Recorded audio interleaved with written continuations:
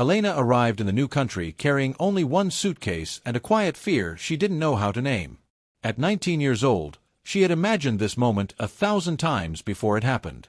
In her dreams, the city felt exciting, full of promise and opportunity. In reality, it felt overwhelming. The streets were wide and unfamiliar, the buildings tall and cold, and the language around her sounded like noise she couldn't yet understand. She followed signs she couldn't read, listened to announcements she couldn't translate, and smiled at people who didn't notice her at all. Her apartment was small, almost empty, with old furniture and white walls that echoed every sound. At night, the silence felt louder than the city during the day. Elena lay awake in bed, staring at the ceiling, replaying the moment she said goodbye to her family. She told herself she was brave. She told herself this was temporary. But deep down, she wondered if she had made a mistake that couldn't be undone. During the day, Elena worked at a small cafe near the city center. It wasn't the job she dreamed of, but it was enough to survive.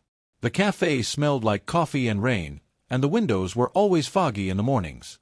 Customers spoke quickly, often impatient, sometimes correcting her pronunciation with a laugh.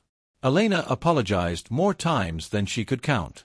She smiled even when her cheeks hurt, learning that smiling was easier than explaining loneliness. She watched people come in together, friends, couples, families, while she stayed behind the counter, invisible and replaceable. Her phone stayed quiet. No messages. No missed calls. Just photos from home she looked at when no one was watching. She missed being known. She missed being understood without having to explain herself. One rainy afternoon, when the sky was gray and the cafe was almost empty, the bell above the door rang softly. A young man walked in, shaking rain from his jacket. He wore simple clothes, dark colors, and a cap pulled low over his face. There was nothing flashy about him, yet something about his presence felt different. Calm. Controlled. Like he was used to observing instead of being observed. He chose a table in the corner, away from the window, and ordered coffee in a low, steady voice. Elena noticed his accent but couldn't place it. When she brought him his cup, their fingers touched briefly. It was nothing, just an accident, but Elena felt it anyway. He looked up, met her eyes, and smiled gently. His smile wasn't practiced. It was quiet, almost shy. "My name is Noah," he said. Elena told him her name, her voice softer than usual. He thanked her and returned to his seat, pulling his cap slightly lower. She watched him from behind the counter. He didn't check his phone. He didn't rush. He just sat there, looking around the cafe as if he was memorizing it. From that day on, Noah returned. Sometimes he came in the morning, sometimes late in the afternoon. Always alone. Always polite. He never stayed too long, but he always stayed long enough to talk. Their conversations were slow at first, made of broken sentences and small smiles.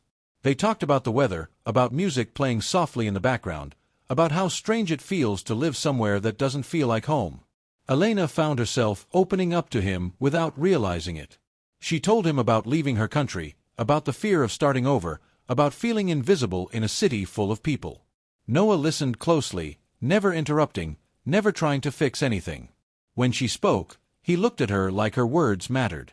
He never talked about himself. Not really. When she asked where he was from, he answered vaguely.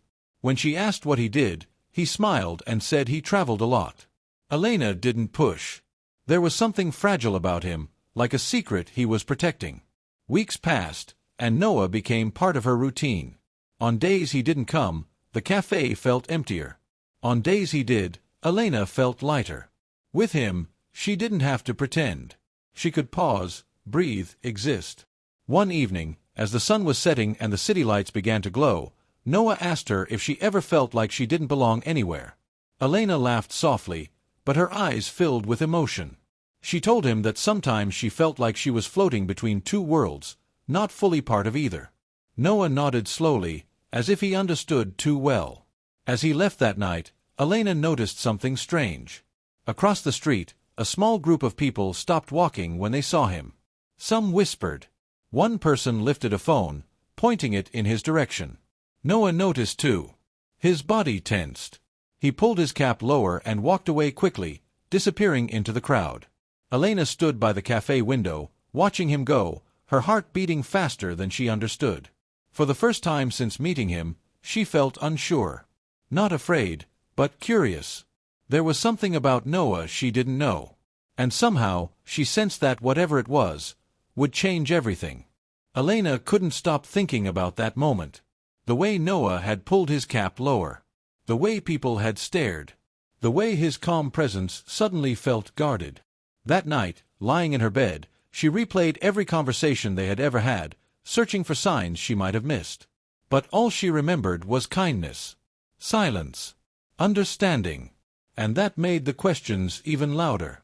The next morning, she woke up earlier than usual. Rain tapped softly against her window, and the city felt slower, quieter. She made herself coffee and stood by the sink, watching the gray sky. For the first time since arriving in the country, she realized she was waiting for something. Or someone. And that realization scared her more than being alone ever had. At the cafe, the day moved slowly. Customers came and went, ordering the same drinks, speaking the same fast words. Elena responded automatically, her mind elsewhere. Every time the bell above the door rang, her heart jumped. Every time it wasn't him, she felt strangely disappointed. When Noah finally walked in, it was late afternoon. He looked tired.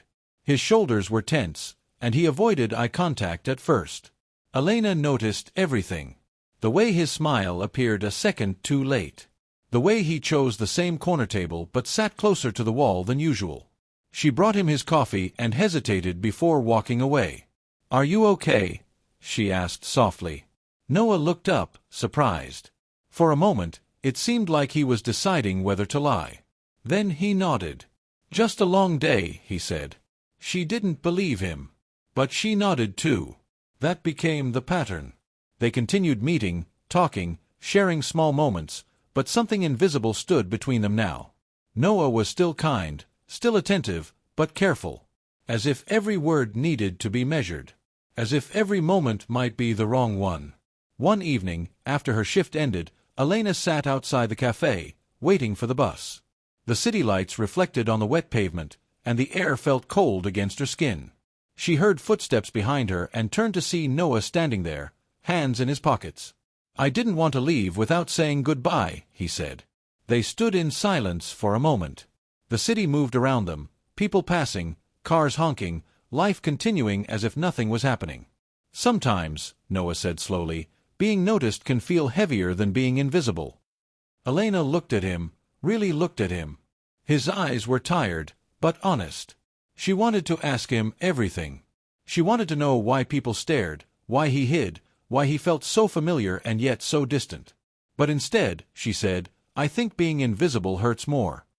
Noah smiled, a sad smile, and nodded. "I know." After that night, their connection deepened in quiet ways. They didn't rush anything. They walked through the city after her shifts, talked about childhood memories, about places they missed, about dreams they weren't sure they still believed in. Noah told her about feeling trapped by expectations. Elena told him about feeling lost without direction. They met in the middle, two people carrying different kinds of loneliness. Elena noticed how carefully Noah chose places. Quiet streets. Empty cafes. Parks at night. She noticed how he always sat with his back to the wall, how he scanned rooms before relaxing. It felt less like paranoia and more like habit. One night, as they walked near the river, Elena finally asked him why he avoided crowds. Noah stopped walking. The city lights reflected in his eyes. "Because when people recognize you," he said, "they stop seeing you." Elena didn't fully understand, but she felt the weight behind his words. She reached out without thinking and took his hand. Noah froze for a second, then slowly intertwined his fingers with hers. It felt simple, real, like something neither of them had allowed themselves in a long time. From that moment on, everything felt more intense. Elena began to imagine a future she hadn't planned for. Not fame. Not romance from movies. Just moments like this. Quiet walks. Shared silence. Being understood without explanation. But the city didn't let secrets stay hidden for long. One afternoon, a customer approached Elena at the cafe, glancing repeatedly toward the street outside.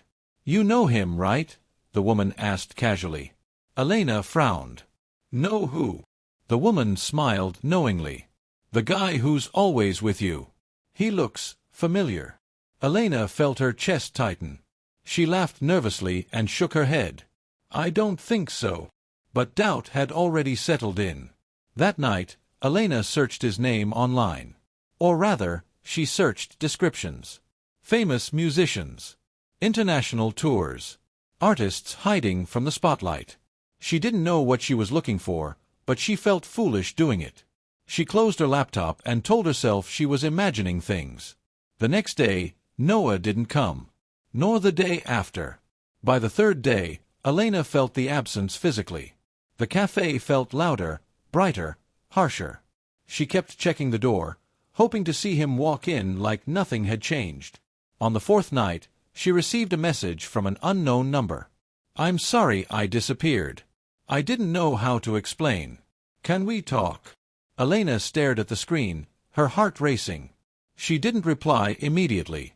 She looked around her apartment, at the walls that once felt empty but now held memories. Of laughter.